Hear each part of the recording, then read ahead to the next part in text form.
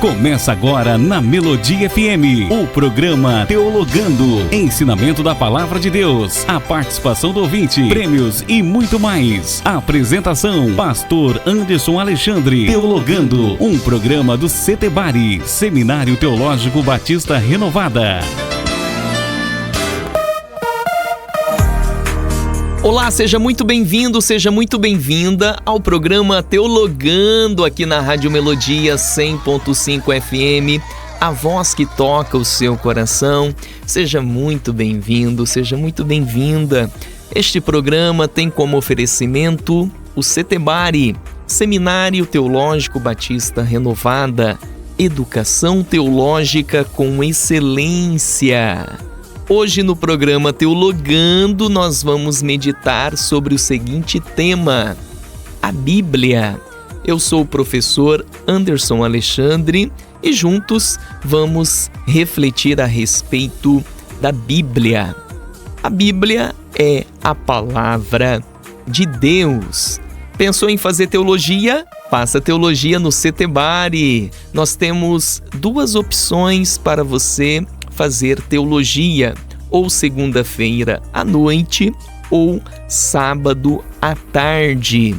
Também, se você não puder estudar conosco aqui na cidade de Maringá, você pode estudar conosco através da plataforma EAD, Setebari Online, de qualquer lugar do Paraná, do Brasil e do mundo, você poderá estudar conosco. Você está ouvindo Teologando, um programa do Setebari, Seminário Teológico Batista Renovada. Seja muito bem-vindo, seja muito bem-vinda ao programa Teologando, hoje com o tema a Bíblia. A palavra Bíblia, como surgiu, como que se iniciou o uso do termo Bíblia? Vamos lá. No grego, a palavra livro se pronuncia como biblos. A palavra biblos significa livro. Já a palavra grega bíblia significa livros, no plural. No singular, biblos. No plural, bíblia. Biblos significa livro. Bíblia significa livros. Jerônimo, no século IV, quando ele foi traduzir a Bíblia para o latim, que é conhecida como a Vulgata é a tradução do Antigo Testamento em suas línguas originais, hebraico, aramaico, para o latim, e o Novo Testamento em seu idioma original, o grego, para o latim. Essa tradução da Bíblia em suas línguas originais para o idioma latino, para o latim, ficou conhecida como Vulgata, que significa uma tradução comum para a língua comum daquela época, que era dominada pelo Império Romano sobre o mundo antigo. Jerônimo se deparou com a expressão tá Bíblia. A expressão grega tá Bíblia significa os livros. Jerônimo então teve uma criatividade. Simplificou. Pegou esta expressão tá Bíblia e traduziu para a expressão latina Bíblia. A Bíblia é um livro que contém diversos outros livros. Assim sendo, a expressão latinizada, Bíblia, passou a significar um livro que contém outros livros e que são livros inspirados por Deus. Vamos então entender como que o Antigo Testamento foi organizado e depois como o Novo Testamento foi organizado. Lucas capítulo 24, versículo 44 diz: o que foi dito ao meu respeito, falando Jesus, na lei, nos profetas e nos escritos. Portanto, na época de Jesus, a Bíblia era organizada em 3 partes: a lei, os profetas e os escritos. A Torá, Nevim e Ketubim, no idioma hebraico. Ao fazer um acróstico da Torá, Nevim e Ketubim, eles têm a palavra T-N-K-E-H. Colocaram as vogais e ficou Tanakh. O nome da Bíblia judaica é Tanakh, que é equivalente ao nosso Antigo Testamento. Portanto, na época de Jesus, nós já tínhamos então a Tanakh. Além da Tanakh, nós tínhamos também a Septuaginta. O que é a Septuaginta? No século III a.C., Ptolomeu II, rei do Egito, na capital Alexandria, criou uma grande biblioteca e desejou ter ali na sua biblioteca um exemplar da Bíblia dos judeus, da Bíblia hebraica. E foi necessário fazer a tradução para o grego, que era o idioma mais falado naquela época, no período do helenismo, que era a transmissão da cultura grega sobre os demais povos. Ao fazer essa tradução para a Bíblia grega, essa Bíblia do Antigo Testamento ficou conhecida como Septuaginta, a tradução dos 70, porque 70 anciãos do judaísmo traduziram em 70 dias o Antigo Testamento para o grego. Daí que surgiram os nomes como Gênesis, Êxodo, que são nomes gregos, porque os nomes hebraicos desses respectivos livros são Bereshit para Gênesis, Shelemot para Êxodo e assim por diante. Só que nesta edição da Septuaginta, no período interbíblico, que vai ali de Malaquias a Mateus, esse período interbíblico, que cobre um período de 400 anos, foi justamente aí que surgiu a Septuaginta, tradução grega da Bíblia hebraica dos judeus. Eles também anexaram outros livros, que são os livros apócrifos, os pseudepígrafos, e colocaram esses livros na Septuaginta. O que ocorreu? No ano 90 depois de Cristo, os judeus se reuniram em Jamina, uma cidade de Israel, e eles discutiram que livros vamos aceitar no nosso Antigo Testamento, que é a Bíblia deles.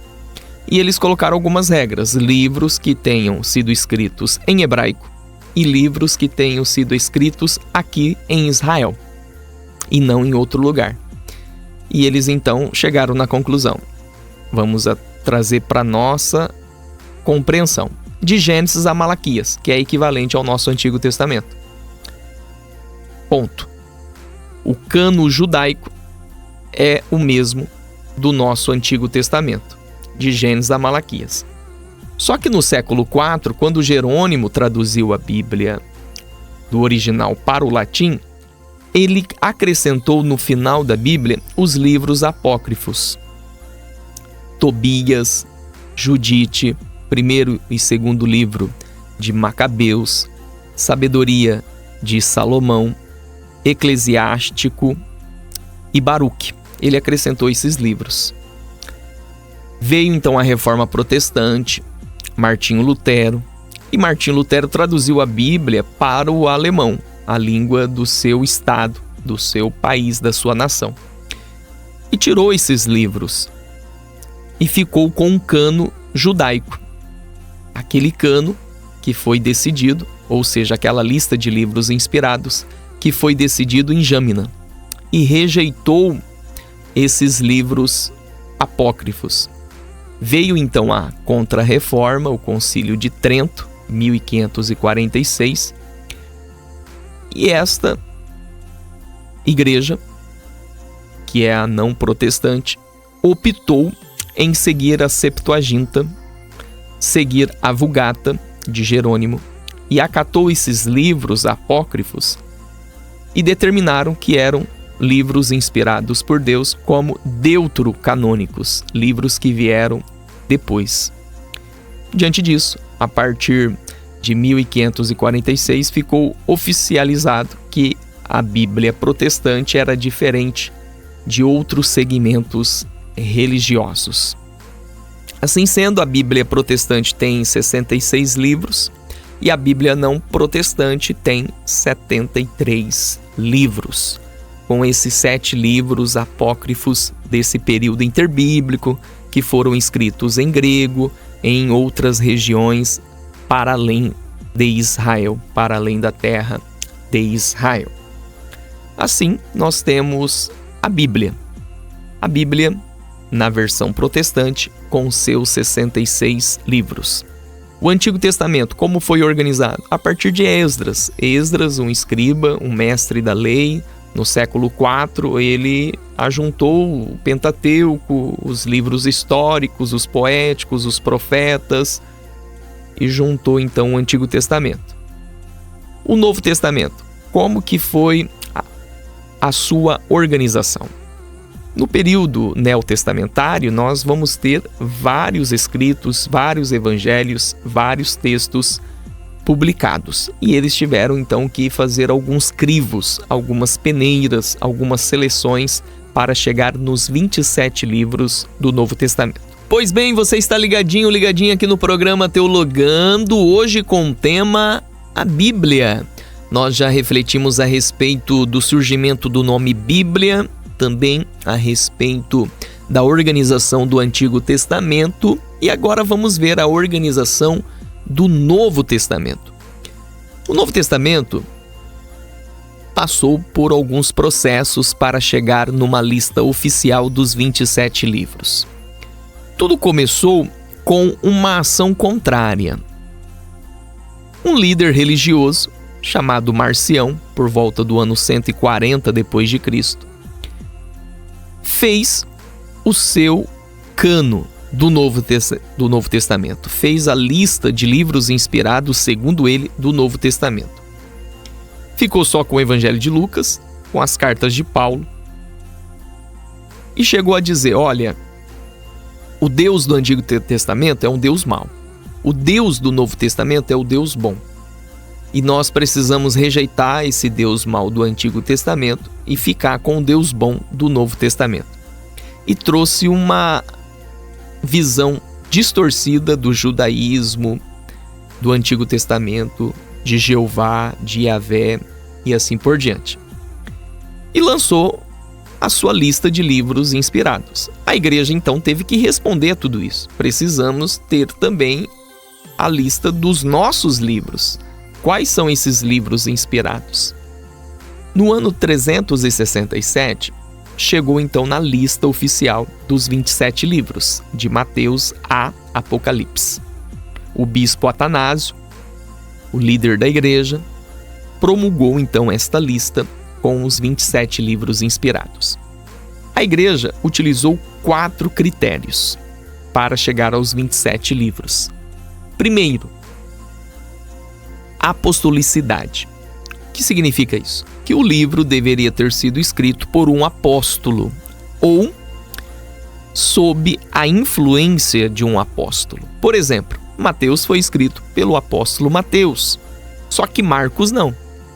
Contudo, Marcos teve a influência de Paulo, porque fez a primeira viagem com Paulo, e teve a influência de Pedro, porque após o seu desligamento com Paulo, Marcos foi caminhar com Pedro e se tornou uma espécie de um assistente, de um secretário, de um auxiliar de Pedro.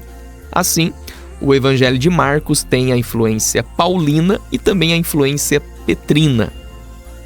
Lucas, a mesma coisa, andou com Paulo. Assim sendo, de Mateus a Apocalipse, esses livros passaram pelo critério da apostolicidade. Ah, mas e Tiago? E Judas?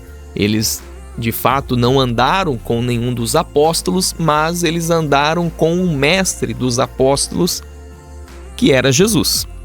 Jesus, irmão de Tiago, irmão de Judas. Com isso, os livros de Tiago e de Judas entraram no cano do Novo Testamento na lista de livros inspirados do Novo Testamento, como a carta de Tiago e como a carta de Judas.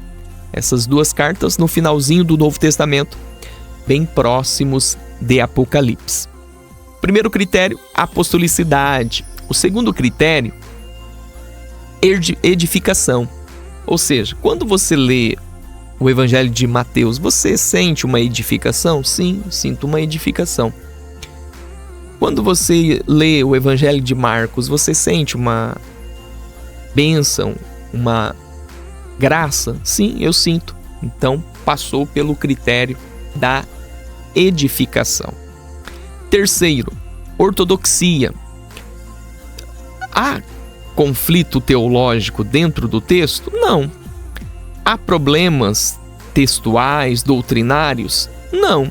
Então, esses livros passaram pela ortodoxia. Quarto, circulação universal. Esses livros estão circulando nos 4 principais centros do mundo. Naquela época, os 4 principais centros do mundo cristão constituíam nos seguintes centros: Jerusalém, Antioquia, Alexandria e Roma. Jerusalém, Israel; Antioquia, Síria; Roma, Itália; Alexandria, Egito. O Evangelho de Mateus está aí em Antioquia? Sim. Em Roma? Ok. Em Alexandria? Ok. Aqui em Jerusalém também. Com isso, tinha uma circulação universal. Os 27 livros do Novo Testamento, de Mateus a Apocalipse, passaram justamente por esses crivos, por essas seleções, por esses critérios: apostolicidade, edificação, ortodoxia e a circulação universal. Diante disso, o bispo Atanásio, em 367 d.C., promulgou uma lista dos livros inspirados do Novo Testamento.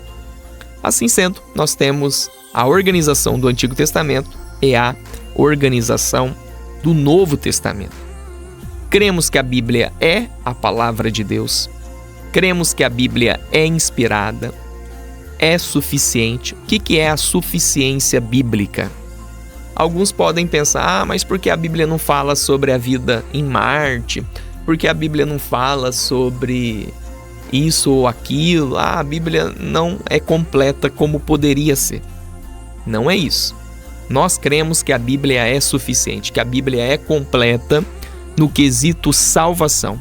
Tudo aquilo que o homem precisa para obter a sua salvação, a Bíblia tem. A Bíblia é a palavra de Deus com o teor da revelação para a salvação da humanidade. Segunda carta de Paulo a Timóteo, capítulo 3, versículo 16, nos diz assim: toda a Escritura é inspirada por Deus e útil para nos ensinar o que é verdadeiro e para nos fazer perceber o que não está em ordem em nossa vida. Toda a Escritura é inspirada por Deus. Toda a Escritura é inspirada por Deus. A palavra inspirada vem do grego theopneustos, que significa soprado por Deus. Soprado por Deus. Então, cremos que os autores bíblicos, durante 1600 anos, os autores bíblicos de Moisés a João, de Gênesis a Apocalipse, foram inspirados por Deus. A Bíblia foi escrita por 40 homens dentro de um período de 1600 anos. A Bíblia tem 1189 capítulos. 1189 capítulos. A Bíblia tem 31.102 versículos. 31.102 versículos.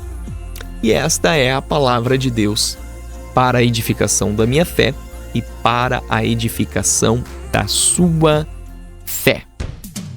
Você está ouvindo Teologando, um programa do Setebari, Seminário Teológico Batista Renovada. Seja muito bem-vindo, seja muito bem-vinda no programa Teologando, que tem como oferecimento o Setebari. Pensou em fazer teologia? Faça teologia no Setebari. Estamos com as matrículas abertas, temos o curso de teologia, o curso de capelania hospitalar e carcerária, temos também uma pós-graduação em hermenêutica e pregação expositiva e uma outra pós-graduação em liderança transformadora e espiritualidade. Não fique de fora, venha estudar conosco. É muito fácil ter acesso ao Setebari. É só colocar Setebari no Google, você vai abrir o nosso site e quando você ver o logotipo do WhatsApp, você falará diretamente comigo e eu vou ter a alegria de lhe atender. Eu sou o professor Anderson Alexandre e no programa de hoje nós estamos a refletir a respeito da Bíblia. Nós já vimos a respeito do surgimento do nome Bíblia, a organização do Antigo Testamento, a organização do Novo Testamento e agora vamos então ver a respeito do plano anual da leitura bíblica. A Bíblia tem 1189 capítulos. Temos 365 dias durante um ano. Qual é a recomendação? De 20 a 30 minutos por dia, você vai ler 3 capítulos de segunda a sexta. 3 capítulos. No sábado e no domingo, você vai ler 5 capítulos. Se você ler 3 capítulos todos os dias, de segunda a sexta, 5 capítulos todos os dias, de sábado a domingo, no final do ano, você terá lido a Bíblia toda. Portanto, você tem que ler 3 capítulos por dia e no final de semana, 5 capítulos no sábado, 5 capítulos no domingo. Ao longo de um ano, você terá lido a Bíblia toda. Vai requerer de você de 20 a 30 minutos de leitura e você vai aprender a respeito da palavra de Deus. Como você pode fazer esta leitura? A minha sugestão é você não começar com Bíblia de estudo. Por quê? A Bíblia de estudo com as notas de rodapé pode fazer com que você canse com a leitura, porque são muitas informações. Eu recomendo você ler a Bíblia comum, somente a Bíblia. E eu recomendo que você faça 4 passos para uma boa leitura desses 3 capítulos durante a semana e 5 capítulos no final de semana. Que você siga a Lectio Divina. A leitura ou o método Lectio Divina surgiu na Idade Média.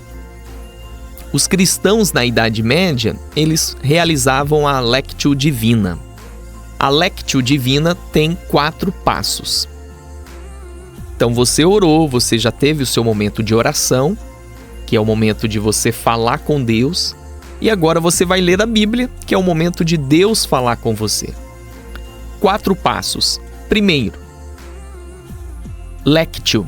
A palavra latina lectio significa leitura. Você vai ler o texto e vai responder a seguinte pergunta para si: o que esse texto quer dizer? Você precisa ter esta compreensão. Eu li o texto e o texto quer dizer isso. Foi esta compreensão que eu tive. Segundo passo, meditatio. A palavra latina meditatio significa meditação. Você vai meditar a partir do texto na sua vida. Então, se você é um estudante, você vai pegar aquele conteúdo do texto e aplicar na sua vida de estudante. Se você é pai, se você é mãe, se você é filho, se você é um profissional, você vai meditar a respeito da tua vida a partir desse texto, a partir das informações desse texto. Terceiro, oratio. Terceiro passo, oratio, que significa oração. Você vai orar a Deus com base na porção bíblica que você leu. Então você vai falar com Deus a partir daquele texto e se referir aos seus momentos, às suas condições existenciais. Então você vai dizer: Senhor, eu sou um estudante e a partir do seu texto eu entendi que eu posso todas as coisas naquele que me fortalece. Me ajuda a continuar estudando, me ajuda, me fortalece, me renova. Tem sido difícil o dia a dia na escola, mas eu preciso que o Senhor me fortaleça, porque a tua palavra me diz isso. Então, orar a partir do texto e a partir das suas condições de vida. Quarto, contemplatio. A palavra latina contemplatio significa contemplação. Agora você vai contemplar a sua vida toda organizada, conforme o texto bíblico ensina. Agora você vai olhar para a tua existência não a partir da desordem, da angústia, da situação crítica que você está a vivenciar, mas sim a partir do texto. Então, com o ensinamento desse texto, eu preciso seguir minha vida de estudos assim, minha vida de casado deste modo, a minha vida profissional desta maneira. É muito interessante este método, Lectio Divina. 4 passos: Lectio, leitura; Meditatio, meditação; Oratio, oração; Contemplatio, contemplação. Então você vai ler o texto, você vai meditar no texto, você vai orar a Deus a partir do texto e você vai contemplar a tua vida a partir das verdades do texto. Isso é maravilhoso, isso é transformador, isso é revolucionário, isso é incrível, isso é poderoso. A tua vida vai ser impactada, a tua vida vai ser transformada, vai ser algo assim sobrenatural. Eu recomendo que você leia de 3 a 5 capítulos por dia e a sua vida vai ser impactada, vai ser transformada poderosamente. Você está ligadinho, ligadinha aqui no programa, hoje com o tema a Bíblia. Eu sou o professor Anderson Alexandre e juntos estamos a refletir a respeito da Bíblia. Já vimos sobre o surgimento, a organização do Antigo e do Novo Testamento, o plano anual da leitura bíblica, a Lectio Divina e agora, para finalizar, nós vamos ver como que a Bíblia está organizada. A Bíblia tem 66 livros, a Bíblia tem 2 testamentos, o Antigo Testamento, 39 livros, e o Novo Testamento, 27 livros. O Antigo Testamento é dividido em 5 partes. Se você entender essas divisões, vai facilitar muito para você. Pentateuco, livros históricos, livros poéticos, profetas maiores e profetas menores. Pentateuco, de Gênesis a Deuteronômio. Livros históricos, de Josué até Ester. Livros poéticos, de Jó até Cantares. Profetas maiores, de Isaías até Daniel, porque os seus livros são maiores. Profetas menores, de Oséias até Malaquias, porque os seus livros são menores. Portanto, o Antigo Testamento, com seus 39 livros, é dividido em 5 partes: Pentateuco, livros históricos, livros poéticos, profetas maiores, profetas menores. Pentateuco, Gênesis até Deuteronômio. Livros históricos, de Josué até Ester. Livros poéticos, de Jó até Cantares. Profetas maiores, de Isaías até Daniel. Profetas menores, de Oséias até Malaquias. Vamos então agora para as divisões do Novo Testamento. O Novo Testamento é dividido também em 5 partes. O Novo Testamento tem 27 livros. As 5 partes do Novo Testamento: Evangelhos, Histórico, Cartas Paulinas, Cartas Gerais e Revelação. Evangelhos, de Mateus até João. Histórico, Atos. Cartas Paulinas, de Romanos até Filemão. Cartas Gerais, de Hebreus até Judas. Revelação, Apocalipse. Portanto, o Novo Testamento é dividido em 5 partes: Evangelhos, Histórico, Cartas Paulinas, Cartas Gerais e Revelação. Os Evangelhos, de Mateus até João. Histórico, livro de Atos. Cartas Paulinas, de Romanos até Filemão. Cartas Gerais, de Hebreus até Judas. E Revelação, o livro de Apocalipse. Se você memorizar a Bíblia com essas divisões, vai facilitar você a encontrar os livros bíblicos. Vai ajudar muito. A Bíblia tem 66 livros, dividida por 2 testamentos. O Velho Testamento, 39 livros. O Novo Testamento, 27 livros. No Velho Testamento, Pentateuco, livros históricos, livros poéticos, profetas maiores e profetas menores. No Novo Testamento, 27 livros, Evangelhos, Histórico, Cartas Paulinas, Cartas Gerais e Revelação. O meu desejo é que neste ano você possa ler a Bíblia toda e você será muitíssimo abençoado, muitíssima abençoada. Que Deus te abençoe. Este é o programa Teologando, que tem como oferecimento o Setebari. Pensou em fazer teologia?